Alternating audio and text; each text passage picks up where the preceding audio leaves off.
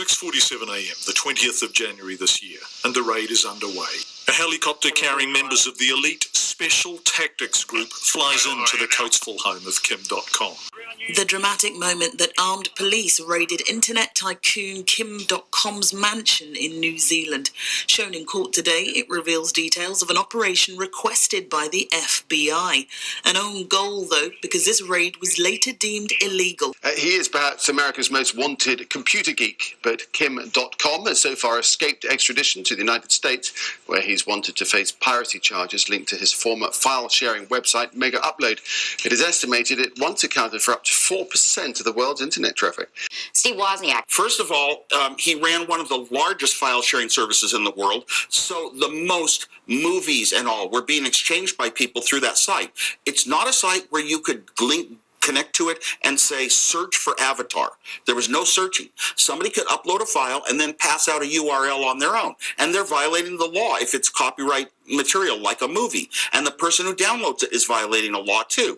But what Kim Dotcom ran is just a service that's like a post office. He was the post office it was being mailed through. Why do you shut down the post office thinking that's where the problem is? In this case, I think instead of the studios going after Kim Dotcom, who was running a service that was very hugely popular in the world and used by a lot of the people to basically steal movies and the like. Instead of going after him, they should have probably gone and arrested all the church leaders that never gave people the right morals. Kim Dotcom, in the States, he's what, somewhat of a hate figure. Obviously, it's the FBI that wants to extradite him and all these kinds of things. You're very curious about him as a person. Yeah, I mean, it's, it might be too much to ask for to, come into New Zealand, but I've got a podcast, and I'm really proud of it, and I make it with lots of love. It's called Tom Rhodes Radio. It's free on iTunes.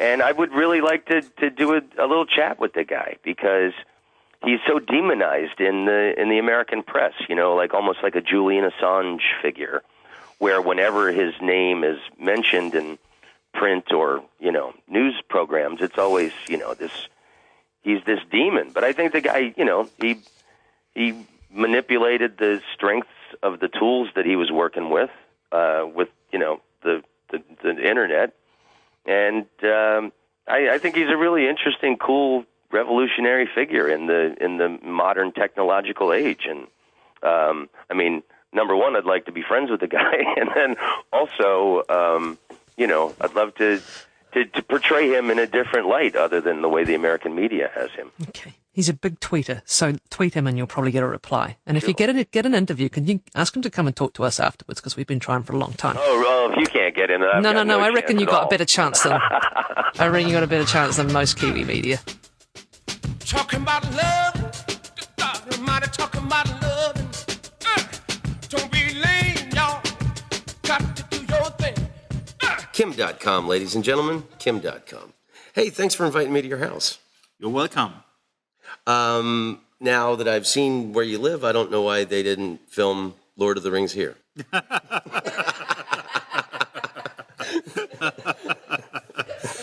I think Lord of the Rings was before this house was finished. Now it's The Hobbit, and the house is too big for the hobbits. Well, this is, dreams come true, man. I was on New Zealand radio, and the woman asked me, what's the one thing you want to do while you're in New Zealand? And I said, I want to meet Kim Dotcom. That is an honor. Thank you. Yeah.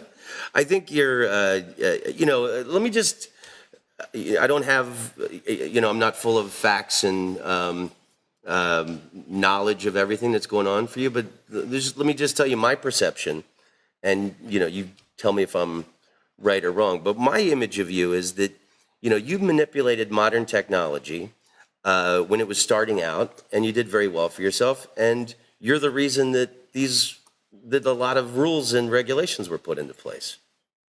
Well, I don't know. I started as a hacker, and as a hacker, it was always my hobby to identify loopholes and to identify ways into the computers, right? And primarily driven by wanting to find out more information about things that you are not supposed to know, right? Like credit details of, your most hated politicians, or just secrets of spy agencies and, banks and all kinds of things. So I became pretty good at identifying these loopholes, and then later, when I got busted for it, I started a company that offered services to, help companies be more secure, firewalls, and, we did penetration testing of their networks. And in a way, we have also contributed to a lot of change in legislation in Germany, because when they were trying to convict me of hacking, they didn't even have hacker laws. They didn't even have a term for that. So I was prosecuted under the Computer Espionage Act, and the selling of calling cards, which people used to call around for free, was called handling of stolen goods, and it just didn't make any sense. Yeah. Right, but so they hire you so they can learn what you know. Yeah. And then they try and prosecute you at the same time? Yeah, so when I was 18, I was locked up for a month after I got busted for my hacking. And there wasn't a single day where, people would arrive wanting to talk to me, especially from the US, representatives from AT&T, from MCI, from the FBI, from major US corporations, just wanting to understand, how the hell did you do this? How did you get into our systems, and what can we do to make it better? And that's really when I realized, well, I have something here that I can turn into something useful. So I started selling my know-how as a consultant to all these large companies, and all of these guys that were so eager to, shut me down and make me go away, they turned out to be my partners, and I worked with them and I helped them secure their networks.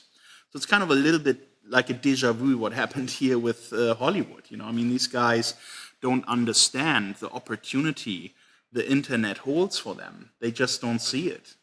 The internet is a great opportunity for Hollywood, and I think I pointed them at it with a successful cloud storage service, and they just don't get it, and they're very aggressive against this new innovation. It must be like the way the music industry didn't embrace the internet, and then all these record labels went out of business because they couldn't foresee the new marketplace. Yeah, but after 10 years of decline, and having to go through all these, teething pains with the internet, the record industry is now recording profits again. It's recording growth again after 10 years of decline. So that shows you that they have learned their lesson, they have gone through the process, and now music is widely available in streaming formats, everywhere around the world, easy to access. And piracy is declining, and the recording industry is growing again. So you can turn things around. The magic word here is, to find new ways of monetization. When the world around you changes, you need to adapt. You cannot go out and try to destroy everything and just keep everyone in the past. And that's what's happening here. Hollywood is trying to protect their outdated business model, where they charge licensing partners around the world enormous fees before a movie is even shot. They go to them with a business plan and show them the script and which actors want to participate. They raise millions of dollars. Then they shoot the movie without any risk, having to invest their own dollars. And that's what they want to protect, their license to print money. And in the age of the internet, that kind of business model doesn't work. Right, like if you notice now, they'll release a movie on the same day worldwide, where it used to be it would come out in the States first, and then Europe would get it 6 months later, and Asia and everywhere else a year later or something like that. But it seems like what you did with Megaupload was kind of like what Napster, the file sharing with the music, and then they realized, this can't be done, and they shut it down. And your Megaupload was shut down, right? But here's a big difference, okay? Napster provided a search index. When you went to the Napster website, right away, you would find the top 10 music charts. And you would find a button that you can click on to download, or a link that you can click on to download that music. On Megaupload, you never had any of that. You didn't have a search feature. You didn't have a list of, popular files. There was nothing. All you could find on Megaupload was a button on which you can click to upload files, okay? And then you get a unique link and you can share that with your friends, or you can post that on a website or send it around by email. And that's what people used Megaupload for. So if anybody suggests that Megaupload was anything like Napster, I have to say absolutely not. Because if you went to Megaupload, you couldn't find any infringing content on Megaupload. What's the difference between the new site that you have now and the old one? Well, mega.co.nz is a fully encrypted cloud storage service. I mean, as you might know, I have been spied on here in New Zealand, and it turned out that all of that was illegal, and the Prime Minister had to apologize for it. And there's a helicopter right now approaching us because I'm talking about it. There's microphones everywhere. Maybe we should switch topic. Hold on, let them pass. Okay, you're all witnesses now to the second raid. Here it comes. Holy shit. Yeah, and what was the story with that raid? It was I remember seeing footage on the news, and the SWAT teams coming in. Oh my God, do they have Osama bin Laden? Oh no, they're at Kim Dotcom's house. So I mean, it's completely bizarre. Just yesterday, another story came out where they went after a kid in the UK with 5 police cars and 10 cops, and just raiding the whole family in the house, and going after a young kid like that, simply because they allege that he filmed a movie in a cinema. When they sent 5 cop cars to get him? Yeah, 5 cop cars. And it's, the world is becoming really extreme when it comes to copyright. Like these copyright extremists, the kind of power that they have today. And it's that powerful that they can send in armies and that's what police. happened to me. You don't need helicopters and 70 cops and attack dogs and machine guns to arrest an internet geek. Right, and then I'm driving here to your house, and the area is so lovely, rolling hills and horses and things, and it's like I could see all these. Yeah, and my wall is like 1 meter high. You can just jump over it. There's no need for helicopters. They could just jump over the wall. They could have rang the bell. Yeah, exactly. So why did they do that? That was all for the show. The Americans wanted to send a strong signal around the internet and chill cloud storage sites. They wanted to warn the world that we will be aggressive around piracy. The SOPA Act just failed, and they needed some kind of alternative to show the world, we are fighting you guys, and with everything that we have. We are the United States, don't mess with us. If you have a website that allows any third party to do anything that we might consider wrong, even though it's perfectly legal, we will go after you and we'll crack you down. And that's what this was all about, a really strong visual black media campaign around this bust. So they can stick it to you, and that sends the message to other people that... Yeah, and they needed someone that they can sell as a villain, because I live this lavish lifestyle. I have the big house, the many cars, the funny number plates. You find videos of me on YouTube, street racing and stuff like this. So they thought they can easily sell me as a villain to the public. Yeah, I mean, you're colorful. You seem very fun. Yeah, you seem like a really fun guy. So, thanks. But did it scare your kids? All these cops? I mean, was it? Well, the whole thing was. Were you in your underwear having a coffee? Well, what the hell's going on here? I mean, first of all, the raid was totally traumatic, and I'm laughing about it, and it's my way of dealing with it. My wife would certainly not make jokes about it because she still has nightmares, and she's still dealing with the aftermath. She was separated from her kids, for during the raid. They weren't allowed to see her.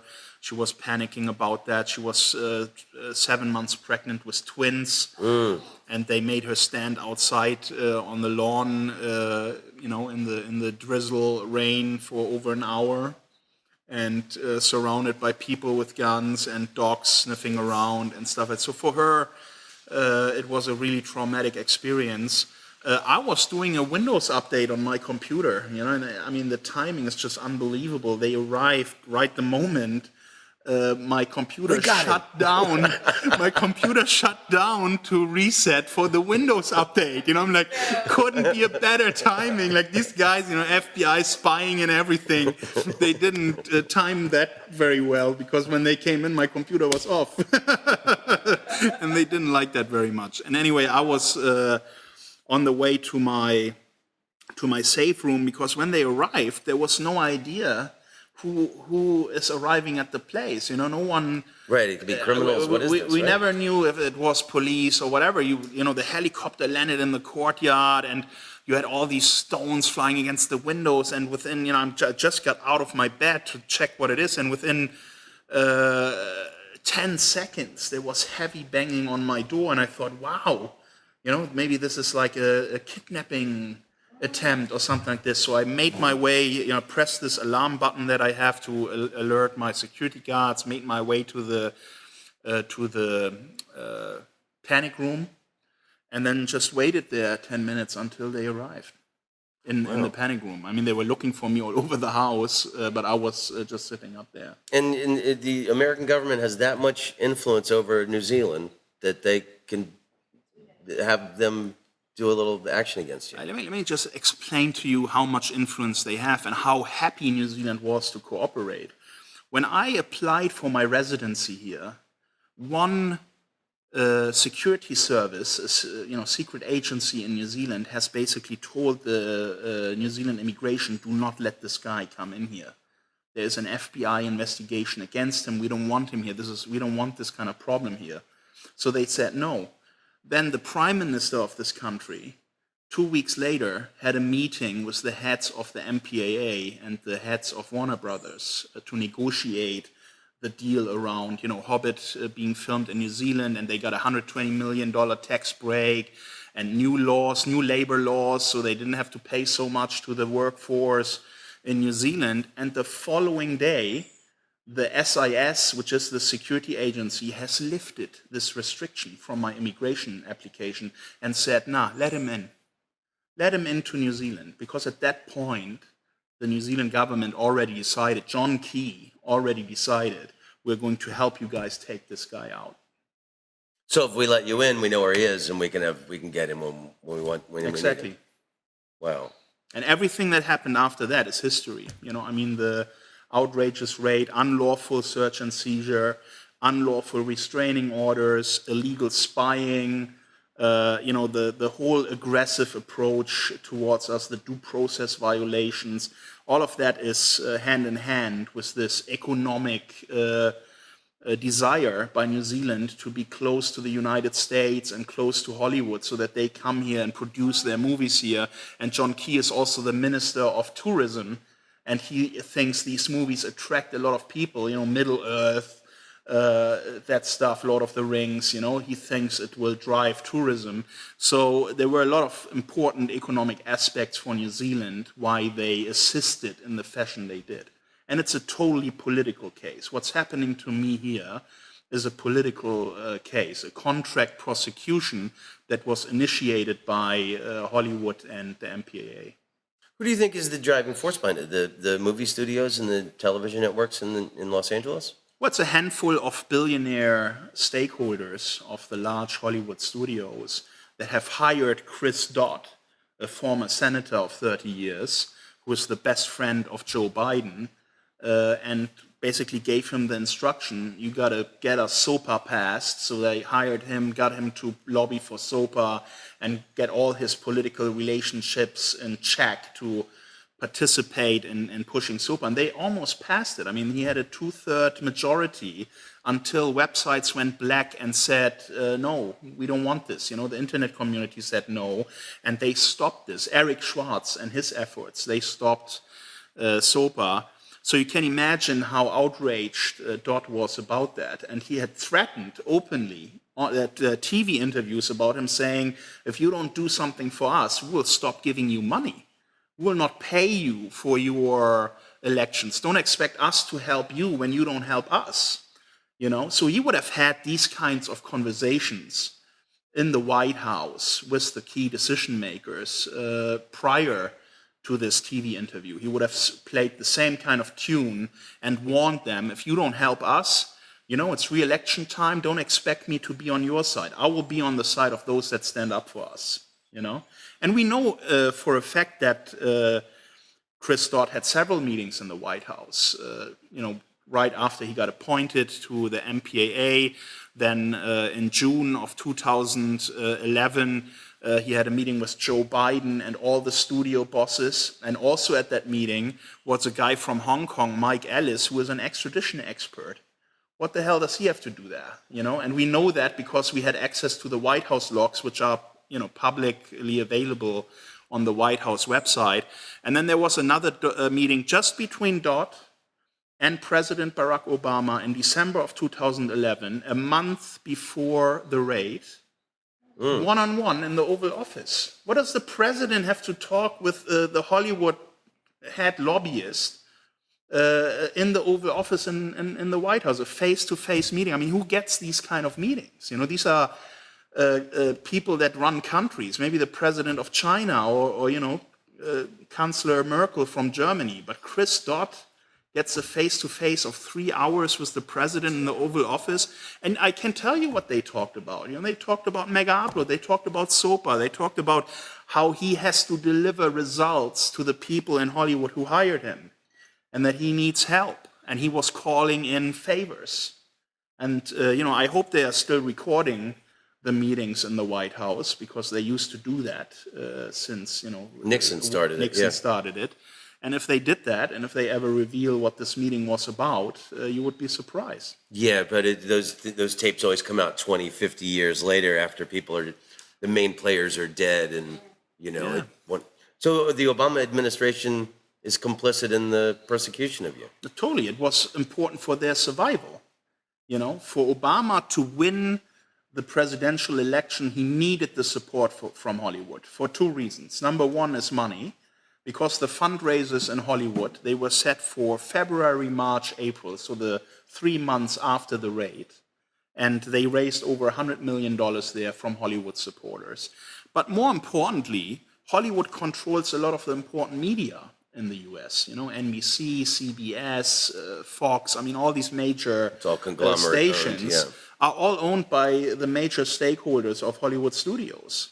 So in order to have the kind of positive reporting that is required around, you know, election time, I think that would have been part of the consideration as well. So it's money and it's media exposure. And on top of it, of course, you have the endorsements from Hollywood celebrities, you know, guys, actors, big names that have millions of fans that go out and openly say, hey, I support Obama. He's doing good things for our industry, you know.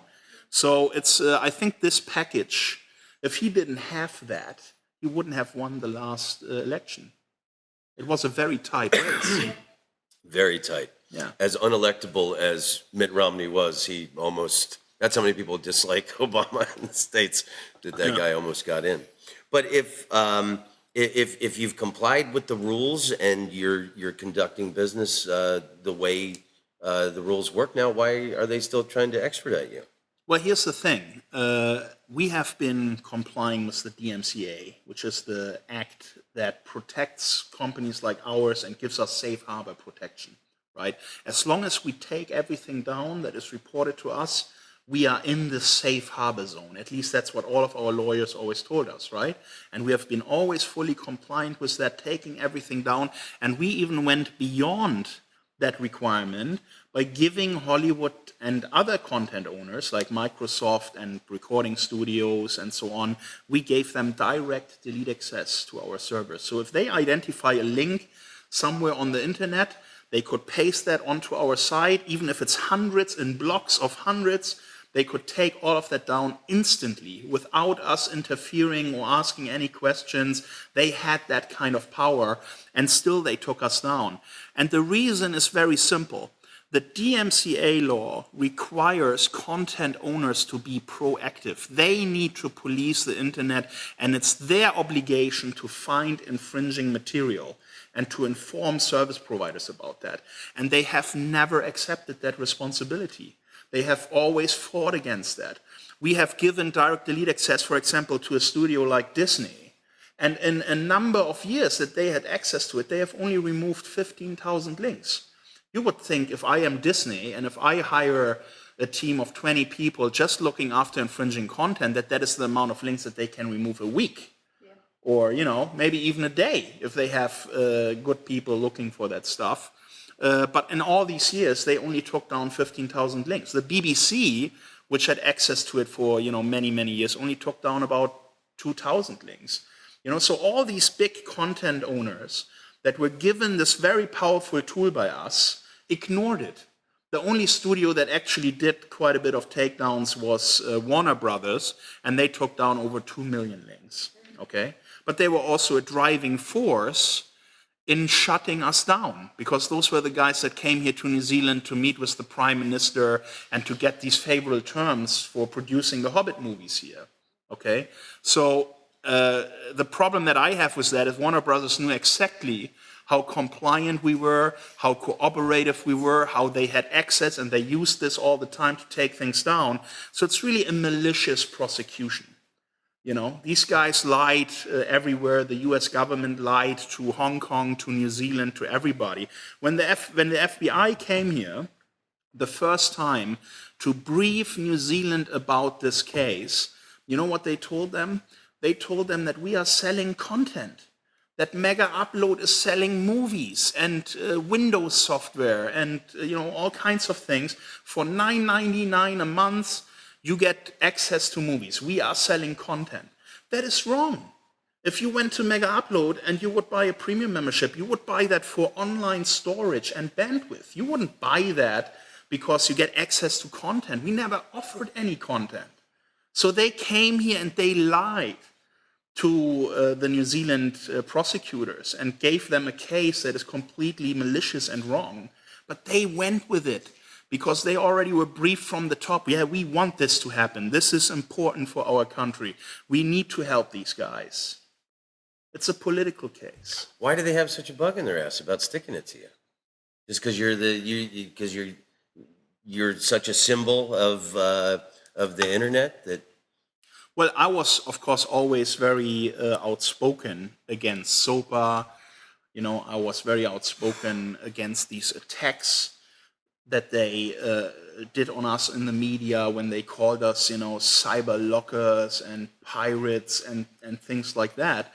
And I even, in one blog post, said that I'm looking forward to a lawsuit if they would actually come and sue us in court, because we have a large war chest. We have the law on our side, and we will go and win this thing. And I said that it's because of the DMCA, that law that protected us, that the United States plays a significant role in the internet economy. If it wasn't for the DMCA, companies like Google and Yahoo and YouTube and all of that wouldn't exist today. Dropbox wouldn't exist. These sites wouldn't be they're contributing so much to the US economy in terms of jobs and tax dollars and all of that, Apple included, So I said, look, what you're doing here, you are helping this relatively insignificant contributor to the US economy versus this powerhouse that the US has become because of the internet industry.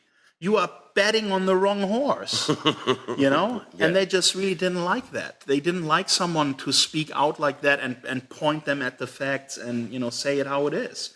So I became, in a way, also a political person when I made all these statements and when I attacked them openly. And I said, I'm going to continue to attack you because as long as there is a law that protects us, you need to do your job. It's your job to police the internet and find these links. Don't tell me to do it because the law says it's your job. Even if you don't like it, that's what you have to do. If the law changes tomorrow, if you would go and get your SOPA, of course I would apply with that. It's nothing.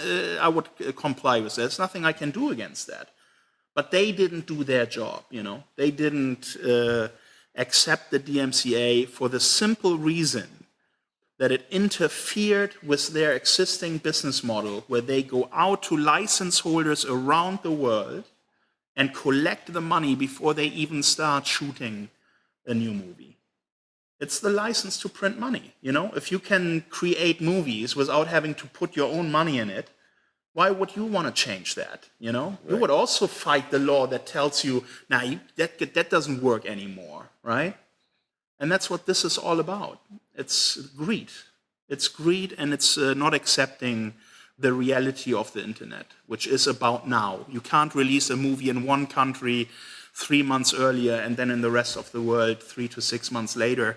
It just doesn't work. It's impossible now, yeah. Yeah, it's impossible. So you foresee this as something that's just going to be dragging on for years before it's finally resolved? Yeah, it will take a long time, but I think this is going to be a very difficult situation for the MPAA in Hollywood, because we have accumulated a lot of evidence against them in this case, and will continue to expand on that, I'm quite sure. And if this case ever arrives in the US in either a civil or criminal court, these guys are going to look really bad, and they are in big trouble.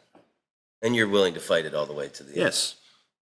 In the first year, I would have probably said, hey, let's settle this. I mean, they pulled me out of my happy bubble and my great life and seized all my assets and put my family in this impossible situation. And they had this advantage of dehydrating me, right? Because you don't have funds, you can't afford your lawyers. They knew that over time I'm going to grow weaker and weaker, and they can just crush me at the end with some plea deal or something like this. But now I've started a new business. I've raised money successfully. I've started a business which is growing faster than any other internet startup I've ever done. And, I will be fine. I will be fine. I will be able to fight back. And I want to go all the way now. I don't think that you will see me settle this case with everything that we know and everything that they have done. I want to take them to court, and I want to make them pay, and I want the world to know how evil they are. Fantastic. They've pissed you off, and you're going to see it through to the end. Yeah, they messed with the wrong guy. How restricted is your life because of this stuff? I mean, how freely can you travel? Do you have to stay in New Zealand? No, I have to report to police every week, so I have to go to the police station. Where? Like you actually go to a little Coatesville police station? Yeah, North Shore. So I have to go to the police station and sign a document that I'm still here and I didn't run away, because the U.S. said I'm a flight risk. They wanted to keep me in jail. Where would you go? It's paradise here. the first 3 months, right? The first 3 months after I was out on bail, I didn't have internet access. Ooh, they prevented me from having internet access. They kept me on house arrest. I couldn't leave my own house. That's cruel. I couldn't even go to a cinema or to the supermarket or anything like that. So the conditions improved over time, and the more the judiciary system here in New Zealand learned about how bogus this case is, the more these restrictions were lifted. And today I still have to report once a week to the police.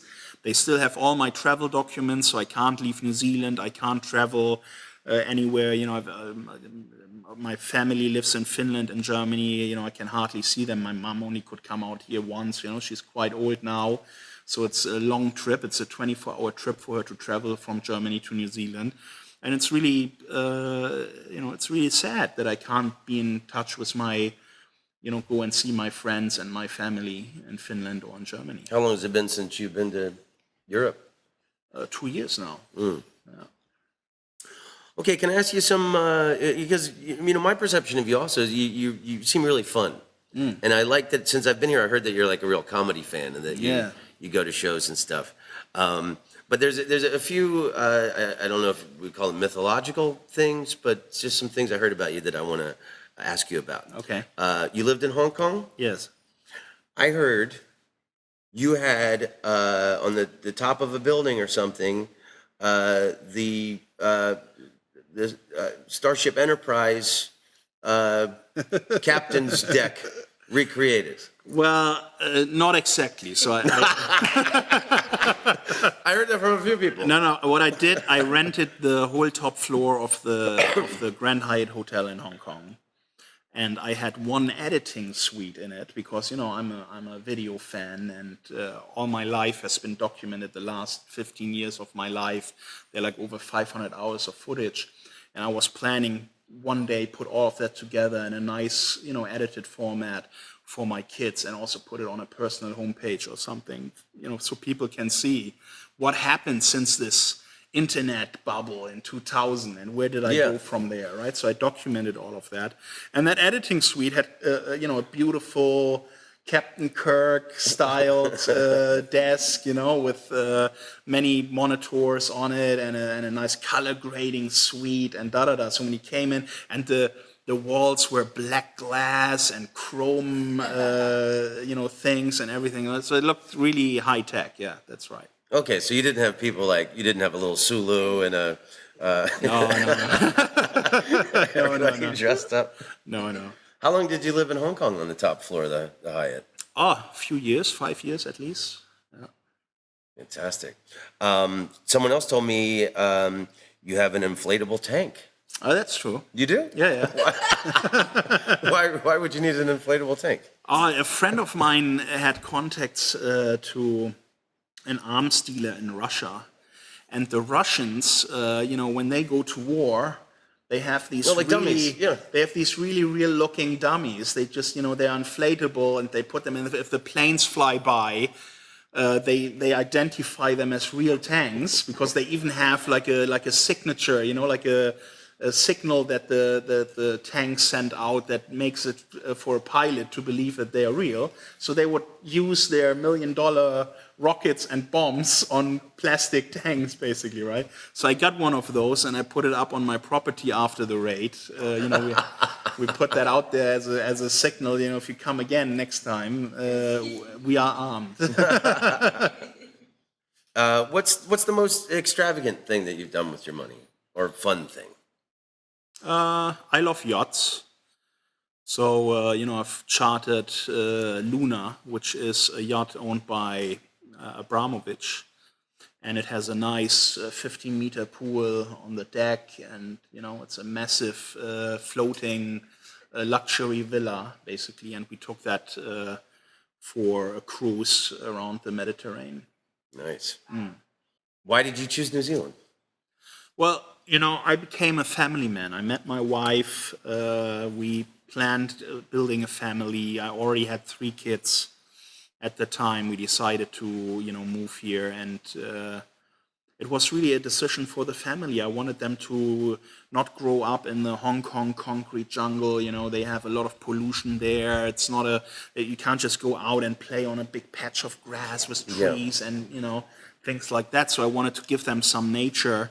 And, funnily enough, it was the Lord of the Rings movies that got me interested in New Zealand. And here I am, fucking in this situation. So it's ironic, isn't it?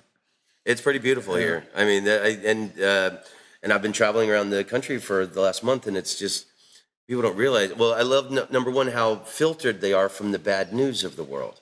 Like, you read the newspaper in the United States, and it's shootings, bombings, disasters. Here in New Zealand, it's sheep got in the road.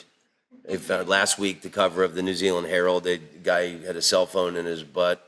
Yeah. It was the cover of the, it's like not. Yeah. I mean, there's a real nice filter of. I mean, according to the news here, the Middle East doesn't even exist. Yeah, it's true. But. That is the reality in New Zealand. You have very few of these ridiculous events that are happening anywhere else around the world. It's a peaceful place.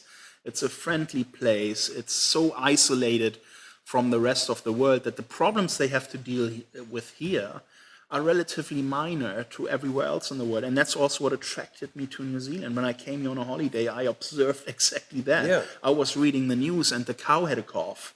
And that's the kind of stuff you go, okay, if that's what's happening here, then I want my kids to grow up here, Yeah, I want to have a family, and I think I would like to live here, because what I was about to say, traveling within New Zealand, what a luxury you get on the plane, you don't go through a metal detector, you don't have to take off your shoes. It's like... Unless you visit Kim.com. I'll have to... No, seriously, I'm telling you, I had 8 visitors here that were strip searched that had to open their laptops, start up their computers, show them that what they have. Look in their butts, see if they're hiding any movies. No, seriously, yeah.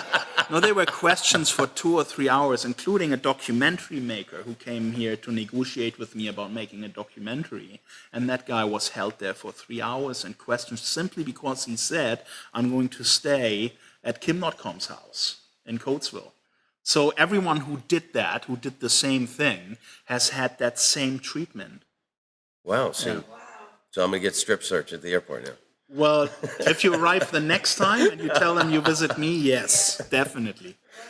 Okay, you're also a huge gamer, right? Yes. What's your favorite game of all time? Oh, all time would be Quake 2. Quake 2? Yeah. So why? What happens in that? No, it was just the most amazing 3D physics engine that was ever created, and John Carmack did an amazing job creating that, and I think it's still one of the best out there. And then, of course, Modern Warfare 3, I like that very much, the Call of Duty franchise. And I'm looking forward to Call of Duty Ghost coming out on the new Xbox. I've seen some screenshots, it's just unbelievable, the evolution of those games, where they came from and where they are today, and everything looks so real.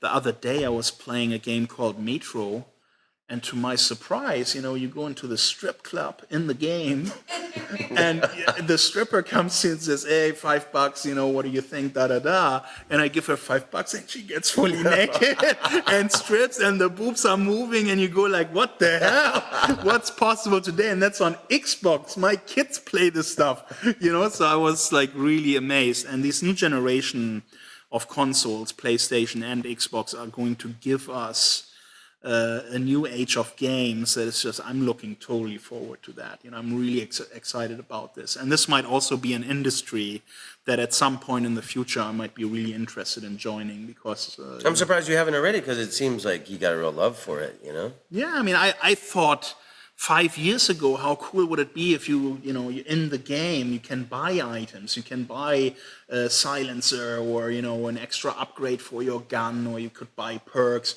And if I would have done something like that, if I would have executed on that idea and created the first game that had that, I would be sitting on another billion-dollar empire, because now everybody does it.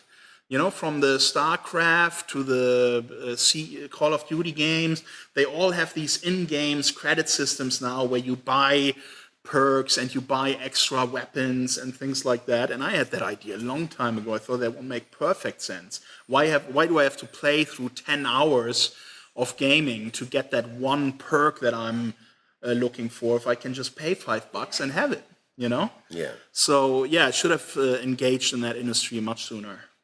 What do you think whenever there's like a mass shooting in the States, that the media always blames the fact that they played, Call of Duty and World of Warcraft, things like that? I don't think you can blame those games for that. I think that's wrong. I think it's just the general evolution of mankind towards more aggressive behavior. It's just, when I woke up and when I grew up as a kid and I would watch TV, I wouldn't see cartoon shows where they chop heads off and they say swear words, and if I would go to school, everyone would be mannered and behaved, and today kids are fighting and UFC and all these things. I mean, it's the global influence of change, and the media and the openness of the internet has of course also opened the door to all the dark things, and they're much more accessible now. And I think it is a change of society that has to do with the way media operates today. You can't blame it on one factor like games. They might play an insignificant role, but I think it's the overall landscape of media today, to what kids are exposed to. Yeah, like the extreme pornography, extreme violence, everything is just... everything is just blood these days, everything was chopping heads off, and every year it gets more extreme. Look at the TV shows that air in the US. I download that stuff from iTunes and I pay for it, right? And I watch this stuff and I go, wow, even a year ago, you wouldn't have stuff like this, where they rip out your entire rib cage and, I mean, it's so much more gore. And when you show people these images and you make it normal, you make it appear like, yeah, well, that's nothing. I see that every time on TV.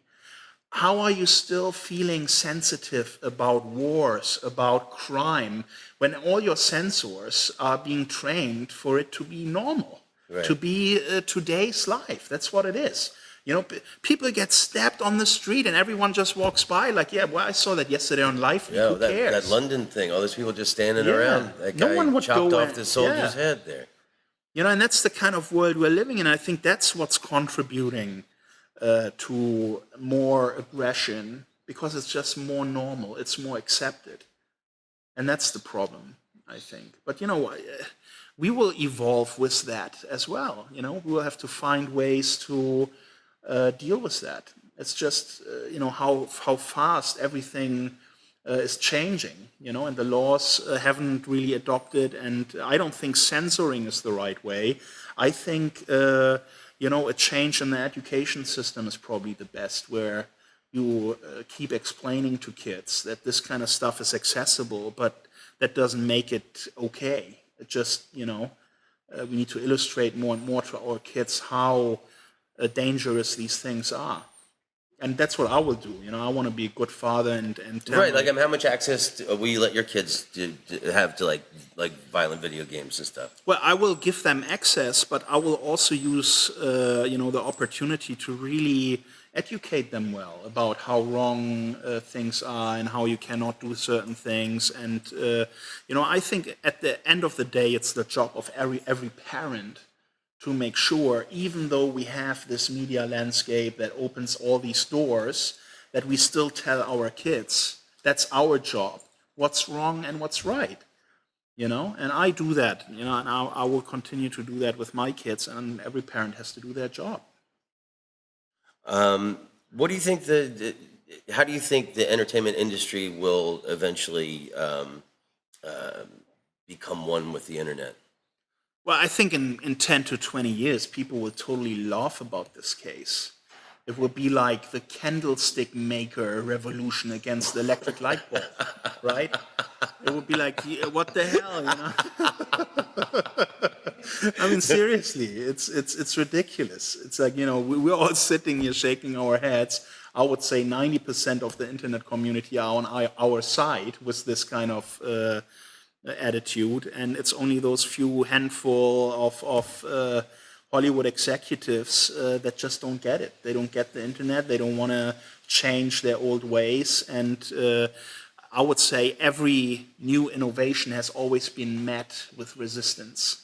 And in my case, it was really extreme resistance. And just like every time, over and over again in history, they will be remembered as being wrong for this kind of action. And what I've done was open the door to the future with, how Hollywood and content owners should operate on the internet.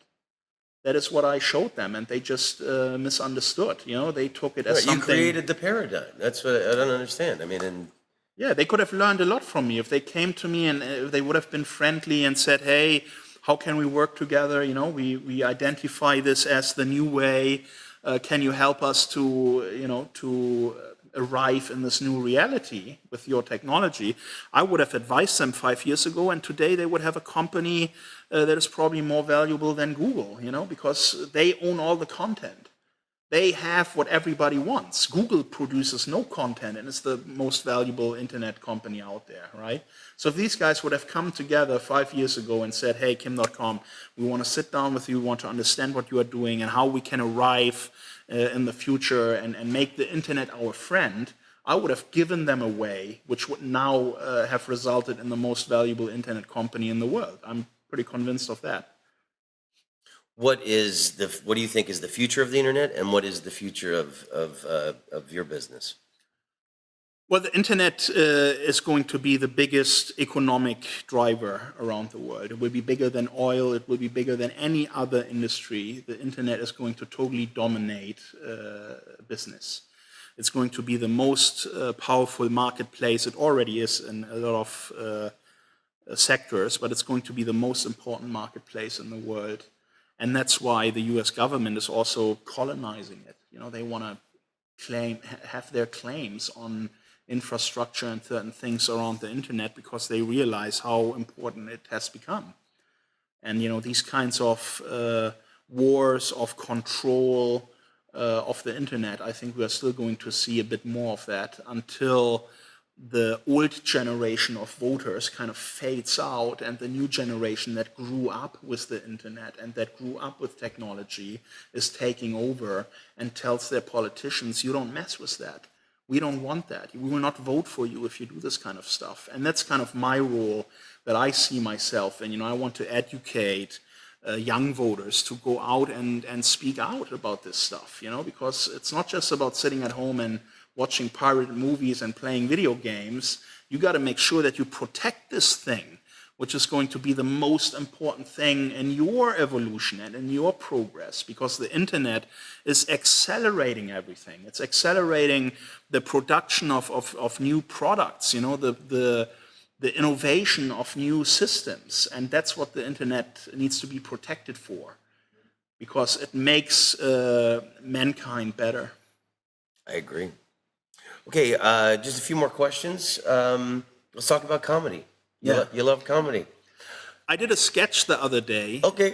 There's a comedy show here called Yono and Ben, and they asked me to play a German, like this James Bond villain. You know, I was like holding a cat, and a spy arrived at my house, and you know, I'm like playing this German Bond villain. Why haven't you tried stand-up comedy? You've tried rap, right? I don't know.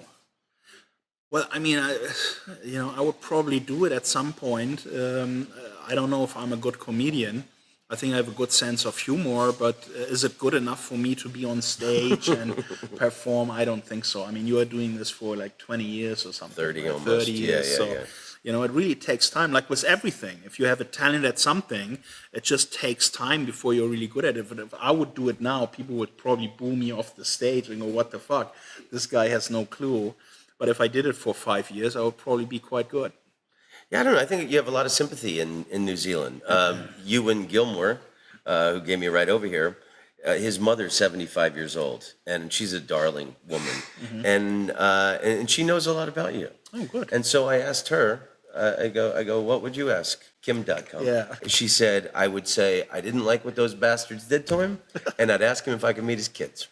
Oh, that's nice. That's nice. So I think people really like you. Well, in New Zealand, the support has been magnificent, and we're really happy. You know, we're more welcome here in our community than we have been when we first arrived here. You know, now people reach out to us and they come here, and you know, we have these barbecues and community things. You know, where I go and speak, or you know, I go to the. You've raised a lot of money for like children's cancer and local schools, and you've let people come tour your mansion and stuff. Yeah. That's amazing. Yeah, why not? Easy. So it's not the image that people want to paint of you, this guy, you know. I mean, the American media. Anyway. Yeah, but here's the thing. I've always done that. Right. You know? But why aren't those stories in the news, you know? Well, you know, when the Christchurch earthquake happened, I was one of the first guy to make a big donation, you know, when, you know, I did these fireworks here in New Zealand to celebrate my residency. I gave $90,000 to Starship Children's Hospital because, you know, I care about kids that are in hospital and, you know, need good care. I gave a rugby kid who broke his neck and was paralyzed from the neck down $50,000 to, you know, establish a residency here in New Zealand. He was from Tonga, and he was just here playing with some kids in the rugby, and then he was completely paralyzed. And no one in the government would stand up for him and help him. And when you know, somebody came to me and told me about it, I helped. And all these things I've done before the raid. So it's wrong for people to assume that I'm only doing this now because I'm in this situation. I haven't changed. I'm still the same guy. You know, if someone comes to me and I can help, I do it. My resources now are less, so I can't do so much financially. But when the local school came to me and said, hey, can we do an event at your home because we need to raise money for our school? I said yes, and they had 900 people here touring my property, and they raised $100,000 for the school, and everyone was happy. So it's a good thing to do. Awesome.